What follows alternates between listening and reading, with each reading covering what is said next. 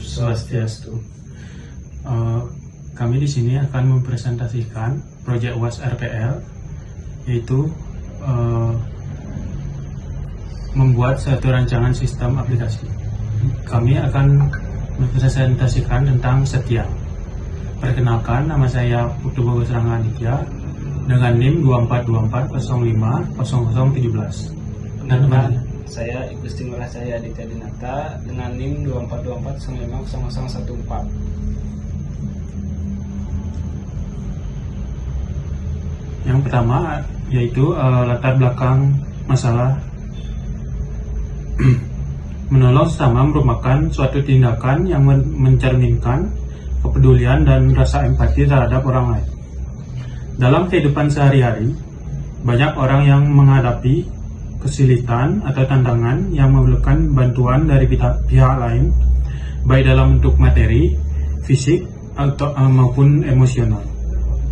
Di tengah perkembangan zaman yang semakin modern, rasa kepedulian terhadap sesama seringkali terkikis oleh individualisme dan kesibukan masing-masing individu. Selanjutnya, ada rumusan masalah. Yang pertama, bagaimana cara mengumpulkan dan mencatat informasi tentang jenis bantuan yang diberikan oleh pemberi bantuan. Yang kedua, ada bagaimana cara mencocokkan kebutuhan penerima bantuan dengan jenis bantuan yang tersedia dari penerima bantuan. Yang ketiga, ada bagaimana cara mendistribusikan bantuan yang telah dicocokkan kepada penerima bantuan secara tepat waktu dan tepat sasaran. Yang keempat, ada bagaimana cara memonitor dan melaporkan status bantuan yang telah diberikan serta memastikan bantuan yang diterima sesuai dengan kebutuhan penerima. Yang terakhir, ada apa saja fitur yang diperlukan dalam sistem agar meningkatkan transparansi dan akuntabilitas dalam distribusi bantuan. Ya, selanjutnya ada tujuan: membantu pemberi bantuan dan penerima bantuan. Sistem ini dirancang untuk mempermudah komunikasi antara pemberi dan penerima bantuan. Yang kedua, ada mempermudah pencocokan bantuan. Sistem ini bertujuan untuk mencocokkan jenis bantuan yang tersedia dengan kebutuhan yang dimiliki oleh penerima bantuan. Yang ketiga, ada menyediakan laporan bantuan. Sistem ini bertujuan untuk menghasilkan laporan yang memberikan informasi tentang bantuan yang sudah diberikan. Yang keempat, ada manfaat.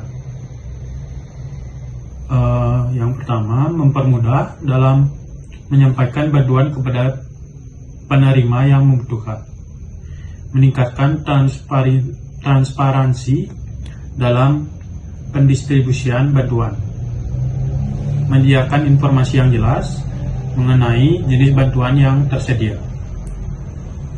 Dan yang terakhir, menumbuhkan budaya saling membantu di dalam komunitas. Selanjutnya akan dilanjutkan oleh teman saya. Baik, selanjutnya ada rancangan sistem informasi Setiang atau disebut dengan Semeton Tolong Tiang.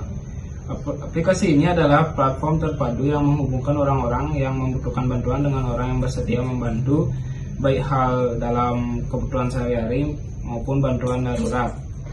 Adapun fitur utamanya ada permintaan bantuan lokal, notifikasi urgensi, fitur darurat, dan SOS, fitur bahasa dan budaya lokal. Yang pertama ada tampilan beranda atau home. Di tampilan beranda atau home, kita ditampilkan dengan desain tampilan sederhana dengan latar belakang yang menggambarkan elemen alam Bali. Yang kedua ada menu utama.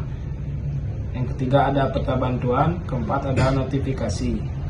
Yang selanjutnya ada halaman minta bantuan. Kita akan disambut dengan desain, jenis bantuan, deskripsi, lokasi, urgensi, dan tombol kirim. Tombol kirim untuk supaya mudah diakses untuk mempermudah penggunaan dalam situasi darurat. Berikutnya ada halaman beri bantuan. kita disebut dengan desain CARS filter peta interaktif. Peta interaktif digunakan agar visual supaya lebih mempermudah mencari area. Yang selanjutnya, tampilan profil pengguna.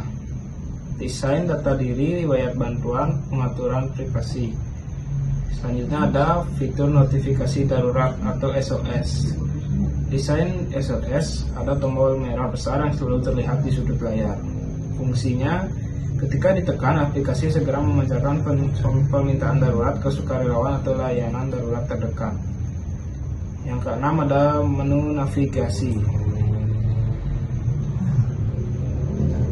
Ada beranda, minta bantuan, beri bantuan, profil, pengaturan. Selanjutnya ada nuansa warna dan simbol. Ada palet warna, font, dan simbol budaya Bali. Selanjutnya ada animasi lemut, transisi halaman, dan interaksi. Selanjutnya ada gamifikasi dan penghargaan. Pertama ada desain, leaderboard lokal. Adapun kelebihan dan kekurangannya, yang pertama kelebihannya. Yang pertama, peningkatan solidaritas komunitas. Aplikasi ini akan mendorong kebersamaan dan solidaritas masyarakat Bali melalui interaksi saling membantu yang lebih terkoordinasi, mengaktifkan peran masyarakat lokal secara langsung. Ada yang kedua, fleksibilitas dalam menyediakan bantuan. Orang bisa membantu dalam bentuk waktu telinga atau tenaga atau keterampilan, sehingga aplikasi ini memberikan banyak pilihan bagi siapa saja yang ingin terlibat sesuai kapasitas mereka. Dan banyak. Yang pertama, kelebihannya. Yang pertama, peningkatan solidaritas komunitas. Aplikasi ini akan mendorong kebersamaan dan solidaritas masyarakat Bali melalui interaksi saling membantu yang lebih terkoordinasi, mengaktifkan peran masyarakat lokal secara langsung. Ada yang kedua, fleksibilitas dalam menyediakan bantuan. Orang bisa membantu dalam bentuk waktu telinga atau tenaga atau keterampilan, sehingga aplikasi ini memberikan banyak pilihan bagi siapa saja yang ingin terlibat sesuai kapasitas mereka. Dan banyak lagi. Adapun kekurangannya, pertama, ketergantungan pada partisipasi pengguna. Aplikasi ini sangat bergantung pada partisipasi aktif dari masyarakat. Jika hanya sedikit orang yang mau terlibat, fungsi bantuan tidak akan berjalan maksimal. Kesadaran dan komitmen masyarakat lokal perlu dibangun secara konsisten. Yang selanjutnya ada kesulitan dalam manajemen permintaan bantuan massal. Dalam situasi krisis besar seperti bencana alam, jumlah permintaan bantuan yang sangat besar bisa memanjari aplikasi dan mengurangi efektivitas dalam merespon kebutuhan masyarakat. Dan selanjutnya ada rancangan ERD-nya. Di sini ERD-nya Money Tuan. Para relawan menolong beberapa pelanggan ditolong para relawan. Deskripsi entitas dan atributnya ada 1. Relawan, atribut, nama, _ID, alamat, umur, status. Yang kedua ada pelanggan, atributnya, nama, _ID, alamat, umur, dan status. Adapun gambar dari rancangan ERD-nya.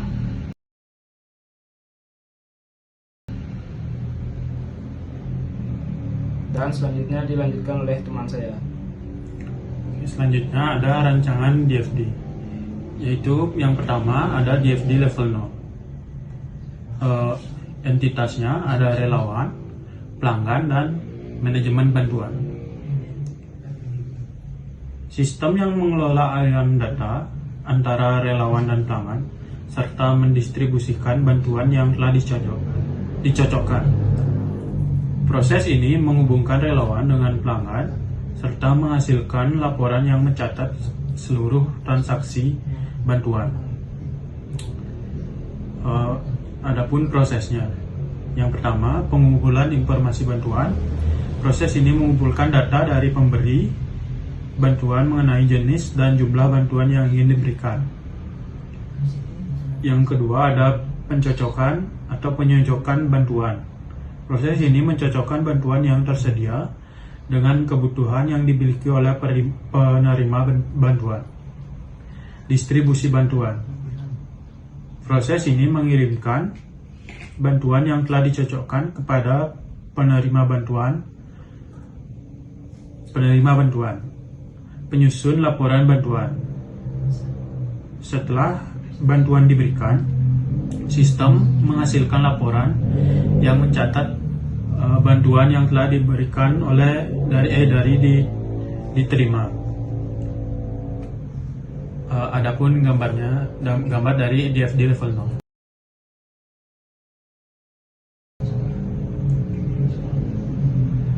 Dan selanjutnya ada DFD level 1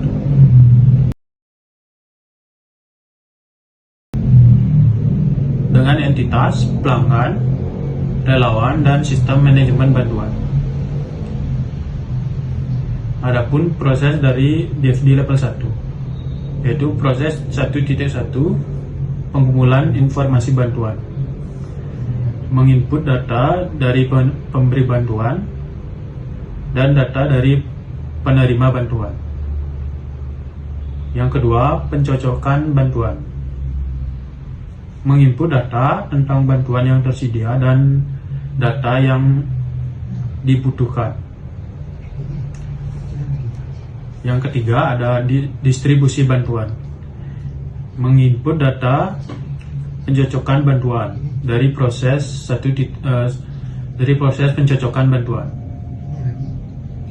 Yang keempat atau yang terakhir, penyusunan laporan bantuan, menginput data mengenai bantuan yang telah didistribusikan dari distribusi bantuan. Selanjutnya, adapun kesimpulan. Aplikasi ini merupakan solusi inovatif yang memanfaatkan kekuatan komunitas lokal yang untuk saling membantu memperkuat solidaritas sosial dan menyediakan bantuan darurat yang cepat dan tepat sasaran. Namun, keberhasilan aplikasi ini sangat bergantung pada partisipasi aktif pengguna dan tantangan logistik di lapangan. Jika tantangan tersebut bisa diatasi, Setiang bisa menjadi alat yang berharga bagi masyarakat Bali untuk menciptakan jaringan solidaritas yang lebih kuat dan respon cepat dalam menghadapi situasi kritis. Selanjutnya akan dilanjutkan oleh teman saya. Baik, adapun sarannya yaitu sistem Setiang harus dirancang untuk meningkatkan aksesibilitas, transparansi, dan keberlanjutan. Platform digital dapat digunakan untuk mempermudah masyarakat mengakses bantuan baik dalam bentuk donasi uang, barang, atau tenaga. Transparansi penting untuk membangun kepercayaan seperti dengan menyediakan laporan penggunaan dana dan memastikan bantuan sampai ke penerima yang tepat. Kolaborasi dengan komunitas lokal, lembaga sosial, dan pihak swasta dapat memperluas jangkauan serta efisiensi program. Selain itu, pemberdayaan penerima bantuan melalui pelatihan, keterampilan, dan edukasi akan mendorong mereka menjadi mandiri, menciptakan efek jangka panjang yang positif. Evaluasi berkala serta integrasi teknologi modern seperti geotagging atau kecerdasan buatan dapat meningkatkan efektivitas sistem secara keseluruhan. Sekian presentasi dari kami tutup dengan perang sandi. Om Santi.